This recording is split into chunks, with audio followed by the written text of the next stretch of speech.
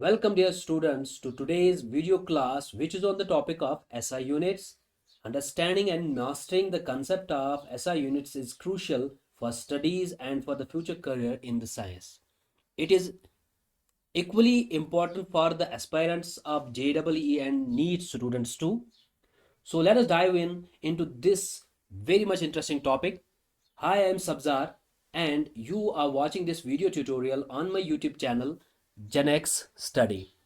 तो आज के वीडियो क्लास में मैं आपको ये बताने वाला हूँ कि एसआई यूनिट क्या होता है।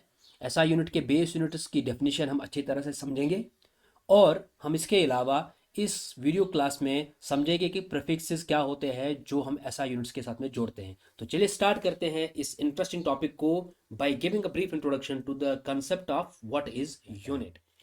इस कंसेप्ट को समझने के लिए हमें सबसे पहले इससे एसोसिएटेड वो की टर्म्स को समझना होगा जो हमें बाद में हेल्प करेंगी कि एसआई यूनिट का मतलब क्या होता है। तो चलिए आते हैं पहली टर्म की तरफ जो कि है ए यूनिट। ठीक है, तो पता करते हैं कि यूनिट का मतलब क्या होता है। A unit is a standard reference used to measure a physical quantity such as temperature, length, colour etcetera. भाई एक यूनिट एक ऐसा रेफरेंस है जिससे हम मेजर करते हैं फिजिकल क्वांटिटीज़ को मैटर के, उसके कंपैरिजन में, उस रेफरेंस के कंपैरिजन में। जैसे टेम्परेचर को हम कंपेयर करते हैं केल्विन से, लेंथ को कंपेयर करते हैं हम मीटर से, कलर को कलरीमीटर से। इस तरह से हम लोग अलग अलग फिजिकल क्वांटिटीज़ को अलग अलग यूनिट रेफरेंस से कंपेयर करके पता करते हैं।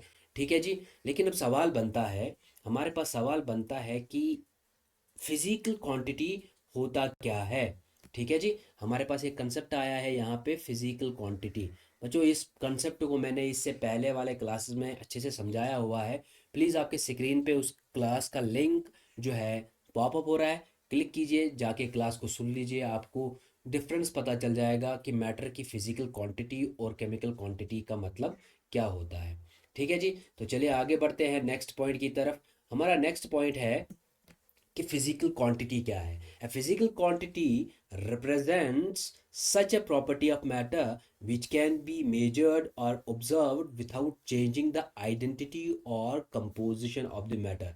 जब आप फिजिकल क्वांटिटी मैटर की मेजर करते हो किसी यूनिट रेफरेंस के कंपैरिजन में, तो उस मेजरमेंट से जो मैटर है उसकी ना तो कंपोजिशन में कोई चेंज आती है और ना ही उसकी आइडेंटिटी में कोई चेंज आ जाती है। इसे आप फिजिकल प्रॉपर्टी कहते हो। ठीक है, आगे बढ़ते हैं। अब जो यूनिट है, ये यूनिट प्राइमरली दो कंपोनेंट से बना होता है। एक इसमें एक न्यूमेरिकल कोफिशिएंट होता है। ठीक है जी, न्यूमेरिकल कोफिशिएंट होता है। और दूसरा इसमें एक रेफरेंस यूनिट होता है। एक न्यूमेरिकल कोफिशिएंट होता है, दूसरा रेफरेंस यूनिट होता है। ये दो चीज़ों से एक यूनिट बनता है। अगर दोनों में से कोई भी एब्सेंट हो तो इसका कोई मतलब नहीं बनेगा। अगर तो वही यहाँ आपके सामने लिखा भी है कि a unit is primarily formed of two parts, a numerical coefficient and a reference unit. Either of them is meaningless without each other. ठीक है, तो जैसे मैं आपको ये इस एग्जांपल से समझा दूं। सपोजली मैंने 2 मीटर कपड़ा खरीदा। ठीक है जी, तो मैंने 2 मीटर कपड़ा खरीदा। ठीक है, इसका कोई मतलब बनता है। लेकिन अगर यही आप मुझसे पूछते हो कि आपने क्या खरीदा, तो मैं कहूँगा मैंने दो खरीदा। क्या खरीदा नहीं पता। या फिर मैं कहूँगा मैंने मीटर खरीदा। क्या खरीदा, कितना खरीदा, कुछ नहीं पता। तो दोनों एक दूसरे के बिना कोई मतलब नहीं बना सकते। तो बच्चों चलिए आगे बढ़ते हैं। देखिए ऐसा यूनिट का इंट्रोडक्शन एज इट इज़ नहीं आया कि ये था और बन गया, नहीं ऐसा कुछ नहीं था, बल्कि इसका इंट्रो एवोल्यूशन जो है धीरे धीरे हुआ, किलोमीटर और बाकी चीज़। तो एज इट इज़ ये हमारे पास नहीं था। क्या वजूहत थी कि जिसकी वजह से एसआई सिस्टम इंट्रोड्यूस हुआ, चलिए पढ़ते हैं क्या है। देखिए ब्रिटिश के पास अपना एक इम्पेरियल सिस्टम था। British were using British imperial system of units like inches, feet, pounds, gallons, furlongs, ये सब यूज़ करते थे वो different physical quantities of matter को मेजर करने के लिए। लेकिन इसके बहुत सारे ड्रॉबैक्स थे। सबसे पहला ड्रॉबैक जो था कि इसमें डेसिमल सिस्टम नहीं था। There was no decimal system in the imperial system of Britishers. Okay, तो मतलब क्या है इसका कि वो 2.5 किलो को मेजर नहीं कर सकते थे, 2.5 kg, क्योंकि डेसिमल था ही नहीं। तो 2.5 kg कैसे करते, उनको या तो 2 लेना पड़ता था, या तो फिर 1 kg लेना पड़ता था, या फिर 3, यानी कि होल नंबर में। ठीक है, ये एक बड़ा ड्रॉबैक था। एक और ड्रॉबैक था इसके अंदर कि इट वॉज नॉट यूनिफॉर्म। ये यूनिफाइड नहीं था थ्रू आउट वर्ल्ड, इसमें कोई यूनिफिकेशन नहीं थी, it was not uniform through out the world. यानी कि मतलब कि हाथ जो है वो हर एक बंदे का एक साइज का तो है नहीं। किसी जगह पे किसी का हाथ लंबा है तो वो अपने हाथ से माप रहा है, कोई किसी का छोटा है तो वो अपने हाथ से माप रहा है, तो यूनिफाइड नहीं था। ठीक है। एक और चीज़, जो customary and the other local systems of the measurements lack standardisation and consistency. कोई स्टैंडर्ड ही नहीं था, कोई एक पर्टिकुलर जो है रेफरेंस जो है वो नहीं था, हर बार बदलता रहता था, कंसिस्टेंसी नहीं थी, रीजन टू रीजन बदलता रहता था। ठीक है।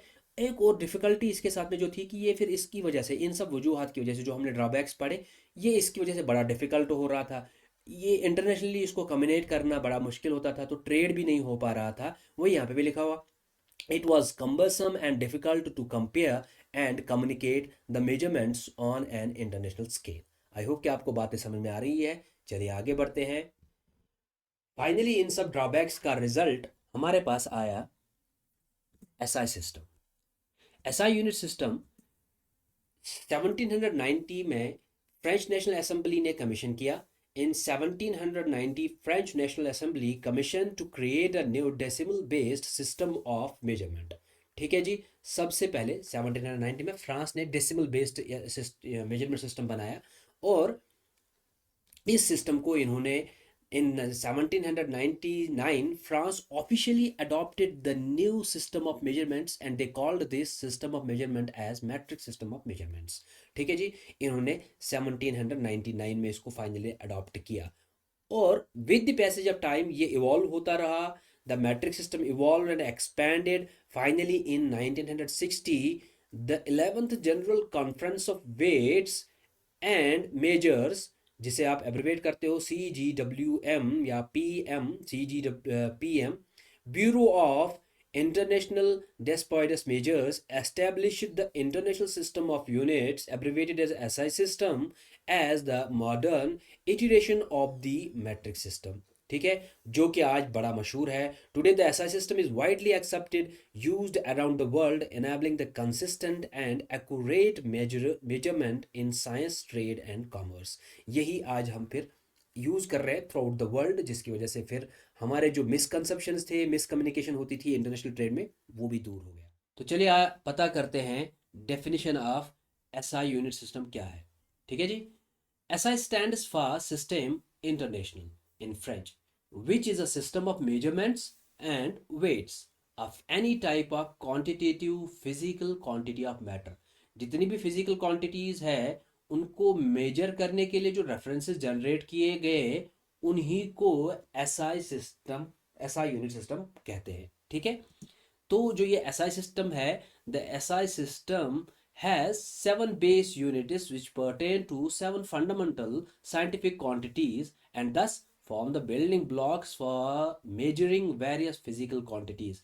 भाई जो SI यूनिट सिस्टम है इसमें 7 जो है fundamental physical quantities of matter को कंसिडर किया गया।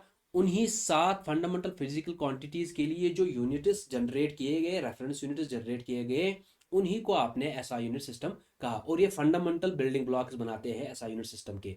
इन्हीं 7 फंडामेंटल बेसिक यूनिट्स से जो है बाकी जो यूनिट्स डिराइव किए जाते हैं, इसलिए उन सब को डिराइव्ड यूनिट्स कहते हैं। डिराइव्ड यूनिट्स के बारे में और उनके कन्वर्जन के बारे में मैं आपको अगले क्लास में बताऊंगा।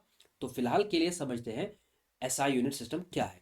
तो चलिए, the base SI unit system जो है उसके जो 7 बेसिक यूनिट्स है वो आपके सामने है। जो इसमें लेंथ है जिसका ऐसा यूनिट मीटर है। ठीक है जी। मास है उसका किलोग्राम है, और time second, electric current ampere. ठीक है। Thermodynamic temperature kelvin, amount of substance mole and luminous intensity candela. ठीक है। ये यूनिट्स है और ये फिजिकल क्वांटिटीज है। जो 7 फिजिकल क्वांटिटीज है, फंडामेंटल यूनिट्स है 7, वो दिए गए हैं आपके सामने टेबलेटेड फॉर्म में है। तो चलिए तो पढ़ते हैं जो है 7 फंडामेंटल बेस यूनिट्स जो है ऐसा यूनिट सिस्टम में, उनकी डेफिनेशंस को जानते हैं। सबसे पहले देखते हैं कि किलोग्राम क्या होता है। देखो किलोग्राम जो है, kilogram is the unit of mass. It is defined as the mass of a specific platinum iridium alloy cylinder kept at the International Bureau of weights and measurements in France. एक platinum iridium alloy है जो कि France में रखा गया है, cylindrical in shape, उसका जितना मास है उस मास को 1 किलोग्राम माना गया है। आगे बढ़ते हैं, हमारे पास नेक्स्ट यूनिट है मीटर। तो मीटर जो है वो यूनिट है लेंथ का। It is defined as the distance traveled by the light in vacuum during a time interval of 1 over 299,792,485 of a second। ठीक है जी, एक सेकंड के इतने हिस्से कर दीजिए, उस ड्यूरेशन में वैक्यूम के बीच में लाइट जितना डिस्टेंस ट्रेवल करेगी उस डिस्टेंस को आप 1 मीटर बोलते हो। ठीक है, आगे बढ़ते हैं। नेक्स्ट है हमारा second. The second is the unit of time. It is defined as the duration of 9,192,631,770 oscillations of a particular radiation emitted by a cesium 133 atom। 133 atom caesium का एक पर्टिकुलर रेडिएशन इमिट करता है। उस radiation की जब इतनी सारी oscillations complete होती है, जितना ये ऑसिलेशंस टाइम लगाएंगी कंप्लीट होने में, उस टाइम को आप 1 सेकंड बोलते हो। आपको बात समझ में आ गई होगी इंशाल्लाह। आगे बढ़ते हैं, नेक्स्ट है ampere. What is ampere? Ampere is unit of current. It is defined as that current, constant current, that if maintained in two straight parallel conductors of infinite length and negligible cross section and place it 1 meter apart in vacuum, would produce a force of exactly 2 times 10 to the power of -7 Newton per meter of length between them। ठीक है जी, क्या है इसका मतलब मैं यहाँ पे समझा देता हूँ। यहाँ पे आप देख लीजिए, जहाँ पे मैं ये बक्सा बना रहा हूँ वहाँ पे देख लीजिएगा। ठीक है, मान के चलिए हमारे पास दो कंडक्टर्स है, दो वायर्स है जिनका क्रॉस सेक्शन जो है नेग्लिजिबल है ऑलमोस्ट, और उनके बीच में जो है डिस्टेंस है 1 मीटर। ठीक है, और इनके दोनों में हमने एक कांस्टेंट करंट पास की है, और इनकी जो लेंथ है इनफाइनाइट है, और इनके बीच में एक फोर्स जनरेट हुआ जो कि है 2 × 10⁻⁷ न्यूटन पर मीटर स्क्वायर। ठीक है जी, पर मीटर। ठीक है, तो ये कंडीशन जब जनरेट होगी, इनके बीच में जब ये फोर्स जनरेट होगा, जो करंट इसमें लगेगी उस करंट को आप क्या बोलते हो? 1 एम्पियर। देख लीजिए, the ampere is the unit of electric current.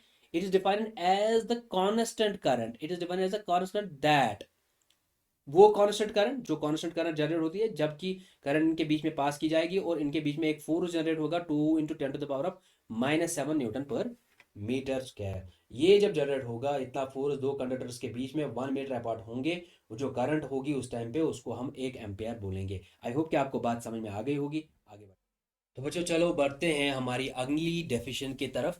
तो वो है केल्विन। तो केल्विन क्या है? केल्विन यूनिट है टेम्परेचर का। ठीक है, it is defined as 1/273.16 of the thermodynamic temperature of the triple point of water.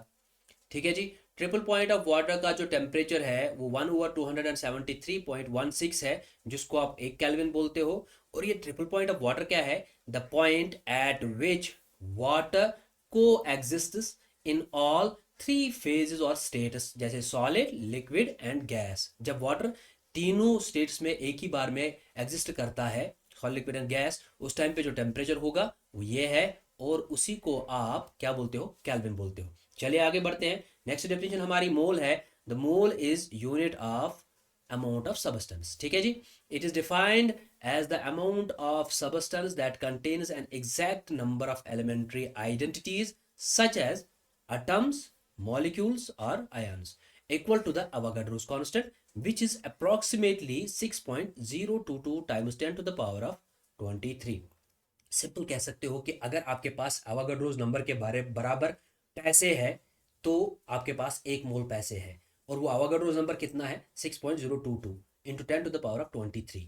ये अगर कोई भी चीज़ इस नंबर के बराबर आपके पास है तो वो उस सबस्टेंस का या उस चीज़ का आपके पास 1 मोल है। अगर ये एटम्स है तो वो 1 मोल है। अगर आपके पास molecule 6.022 into 10 to the power of 23 है तो वो 1 मोल मॉलिक्यूल्स है। अगर यही आयन्स इतने नंबर के हैं तो वो 1 मोल आयन्स है। ठीक है, आगे बढ़ते हैं। हमारी नेक्स्ट डेफिनेशन है कैंडला। तो कैंडला क्या है? Candela is actually unit of luminous intensity. Luminous intensity का मतलब होता है कि चमक में कितनी तेजी है। लाइट के सोर्स से, जो सोर्स से लाइट निकलती है, उस लाइट की इंटेंसिटी, चमक कितनी तेज है, तो वो उसका ल्यूमिनस इंटेंसिटी कहलाएगा। और इस ल्यूमिनस इंटेंसिटी को मेजर करने के लिए जो हम यूनिट यूज करते हैं वो है कैंडला। तो कैंडला को डिफाइन करने के लिए हम लोग पहले ये डायग्राम से समझते हैं कि एक स्टेरेडियन क्या होता है। स्टेरेडियन का मतलब होता है कि एक स्फीयर कंसिडर कीजिए, ठीक है, उसके ऊपर एक एरिया कंसिडर कीजिए, उस एरिया से एक लाइन खींचिए उसके सेंटर तक, यानी कि रेडियस, दूसरे साइड से भी।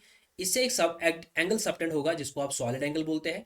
सॉलिड एंगल के ऊपर जो एरिया है, अगर उस एरिया का जो है साइज, एरिया का साइज जो मेजर है, अगर वो आर स्क्वायर के बराबर हुआ, रेडियस के स्क्वायर के बराबर हुआ, तो उस टाइम पे आप उसको एक रेडियन बोलते हो। एक रेडियन में अक्सर ये रेडियस भी 1 होता है और आर्क भी 1 होता है। अब ये रेडियन क्यों ज़रूरत है भाई? रेडियन इसलिए ज़रूरत है कि एक लाइट सोर्स इमेजिन कीजिए। लाइट सोर्स से जब लाइट निकलेगी, उस लाइट को मोनोक्रोमेटिक लाइट कंसिडर कीजिए, यानी कि वो सिंगल वेव लेंथ होना चाहिए, सिंगल वेव लेंथ होना चाहिए। उसकी फ्रीक्वेंसी कितनी होनी चाहिए? 540 times 10 to the power of कितना? हर्ट्स। इतना फ्रीक्वेंसी की लाइट, सिंगल वेव लेंथ, वो भी एक लाइट सोर्स से जब निकलेगी, और वो जब एक स्टेरेडियन के बीच में पार होगी, और 1 ओवर 683 वाट जो है इसके बीच में एनर्जी जनरेट करेगा, उस टाइम पे जो उसकी इंटेंसिटी होगी वो 1 कैंडला कहलाएगा। आई होप कि आप लोगों को बातें समझ में आ गई होंगी। मैं यही डेफिनेशन पढ़ूंगा आपके लिए।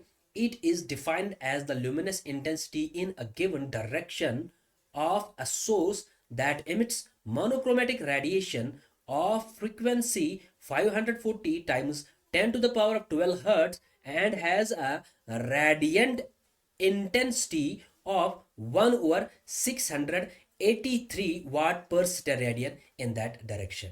आई होप कि आपको बात समझ में आ गई होगी। चलिए आगे बढ़ के हम पता करते हैं प्रीफिक्सेस के बारे में।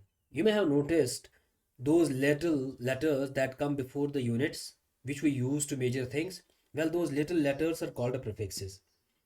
And जो ये prefixes है, they really play a very crucial role in making our measurements more meaningful and understanding. And SI system uses prefixes to indicate multiples or fractions of a base unit. किसी base unit के साथ में जो है ये, इसको prefix को या तो फ्रैक्शन के तौर पे इस्तेमाल करते हैं या फिर मल्टीपल्स के तौर पे इस्तेमाल किया जाता है। ईच मल्टीपल और a fraction of unit is represented by a special prefix. और हर एक यूनिट के साथ में जो ये स्पेशल प्रीफिक्स है, ये या तो मल्टीपल के शक्ल में होगा या फिर फ्रैक्शन की शक्ल में होगा। जो हमारे इम्पॉर्टेंट प्रीफिक्सेस है बेस यूनिट्स के साथ में जो जोड़े जाते हैं वो आपके सामने हैं। तो जो प्रीफिक्सेस है, जैसे यूटा हुआ, जीटा हुआ, एक्सा, पेटा, टेरा, गीगा, मेगा, किलो, हेक्टो। अब जरा इनके मल्टीप्लाइंग फैक्टर्स को देख लीजिए। जैसे यहाँ पे 10 to the power of 24, इसका मतलब 10 to the power 24 योटा होता है। अब ये इसको और अच्छे से समझ लीजिए। जैसे अगर आपने मीटर, एक यूनिट आपके पास मीटर है, और उस मीटर के साथ में आपने योटा लगा दिया एज प्रीफिक्स। प्रीफिक्स का मतलब पहले ही इसके साथ में जोड़ना है। तो 1 योटा मीटर का मतलब क्या होता है? 10 to the power of 24 metre. देखिए अब हमारी मीनिंग मीटर की कितनी जो है क्लियर हो रही है। यही 10 to the power of 24 अगर हम खोल के पूरा नंबर बता देते तो ये बड़ा कम्बरसम लगता, मुश्किल लगता। इसको बहुत अच्छा प्रेजेंट करने के लिए और मीनिंगफुल बनाने के लिए हमने just 10 to the power of 24 यानी कि 1 योटा मीटर कहा। ठीक है। इसी तरह जीटा मीटर हुआ, एक्सामीटर हुआ, ठीक है, पेटामीटर, टेरामीटर, गीगामीटर, मेगामीटर, किलोमीटर। किलोमीटर का मतलब आप अच्छे से समझते हैं, 10 to the power of 3 metre यानी कि 1000 मीटर। ठीक है जी। तो 10 लाख मीटर यानी कि मेगामीटर। ठीक है, 10 to the power of 6 metre, megametre. तो ये प्रीफिक्सेस इस तरह आप इस्तेमाल करते हो। अब यहाँ से यहाँ तक ध्यान दीजिए ज़रा। जो ये आप पावर्स देख रहे हो 24 से लेके 3 तक, ये सारे के सारे 3 के मल्टीपल में आते हैं। 3 1 3, 3 2 6, 3 3 9, 12 15 18 6 21 एंड 24। ये अब मैं क्यों बता रहा हूँ, इस तरीके से आप इसको ईजिली याद कर सकते हो, लर्न, है ना, मेमोराइज कर सकते हो। अच्छा, इसके बाद जो है 10 to the power of 3 के बाद 10 to the power of 2 आता है, यानी कि 100। ठीक है जी, उसको आप हेक्टो बोलते हो। यहाँ पे ये 3 के मल्टीपल में नहीं आता है, तो ये सीधे याद रखना है 10⁻3, 10⁻2। आगे बढ़ते हैं। इसका जो नेक्स्ट है वो है डेका। डेका का मतलब होता है 10⁻1 या सिंपली 10। डेका का मतलब होता है 10। अब ये किसी भी बेस यूनिट के साथ में जोड़ दोगे, जैसे मीटर के साथ में जोड़ दिया मैंने यहाँ पे, तो डेका मीटर हो गया, यानी कि 10 मीटर की बात हो रही है। जब आप डेका मीटर बोलोगे तो 10 मीटर की बात हो रही है। देखिए किस तरह हमारा जो है यूनिट को मोर मीनिंगफुल और ईजी बना रहा है प्रीफिक्सेस। ठीक है, अब फ्रैक्शन वाले ये जितने भी इससे पहले आपने ये जो प्रीफिक्सेस देखे बेस यूनिट्स के साथ में जोड़ने वाले, ये सारे के सारे मल्टीपल्स में है। अब फ्रैक्शंस वाले ज़रा देखिए। फ्रैक्शंस वाले में क्या होगा ना कि आपको 1/10, 1/100, 1/1000, 1/10 लाख, 1 जो भी है 10⁻⁻9 है ना, तो 1/10 मतलब 10⁻⁻1, 10⁻⁻2, 10, इनको जो प्रीफिक्सेस के तौर पे नाम दिए गए हैं, जैसे 10⁻⁻1 को डेसी, इसको आगे सेंटी, मिली, माइक्रो, नैनो, पिको, फेम्टो, एटो, जेप्टो, योक्टा। ठीक है। अब देखिए यहाँ पे भी एक ध्यान दीजिए, यहाँ से यहाँ तक ये सारे के सारे अगेन फिर से जो है यहाँ से यहाँ तक 3 के मल्टीपल में आते हैं, तो आपको याद रखने में आसानी हो जाएगी। ठीक है। इससे आगे यह 100, जैसे यहाँ पे आपने 100 देखा जिसको आपने हेक्टो कहा, लेकिन यहाँ चूंकि ये फ्रैक्शन में है तो आप इसको हेक्टो नहीं, हेक्टो के बजाय सेंटो कहें, सेंटी कहेंगे। ठीक है, सेंटी, 10⁻²। इसी तरह 10⁻−1 और उससे 10, -1 के बाद सीधे 10। ठीक है, तो एग्जाम्पल्स में समझना हो, 1 डेसीमीटर, ठीक है जी, 1 सेंटीमीटर, समझ में आ रही ना बात, तो डेसीमीटर मीटर का 10⁻−1 पार्ट। ठीक है जी, तो इस तरह से आपको जो है प्रीफिक्सेस क्लियर करके देते हैं और इजी बना देते हैं आपके यूनिट बेस यूनिट सिस्टम को प्रेजेंट करने में और समझाने में। That's it, and that is a brief overview of SI units for NEET aspirants, for JEE aspirants, and for the board exam aspirants as well. Remember students, mastering the SI system is essential for accurate measurements and scientific understandings. Particularly जब आपको numerical solve करने होते हैं तब तो बहुत ही ज़्यादा important है फिजिक्स और केमिस्ट्री के लिए। ठीक है, so stay curious and keep learning, and don't forget to take care of yourself because you are worth of it, and do reward us for our efforts. See you in the next class. Till then, bye bye.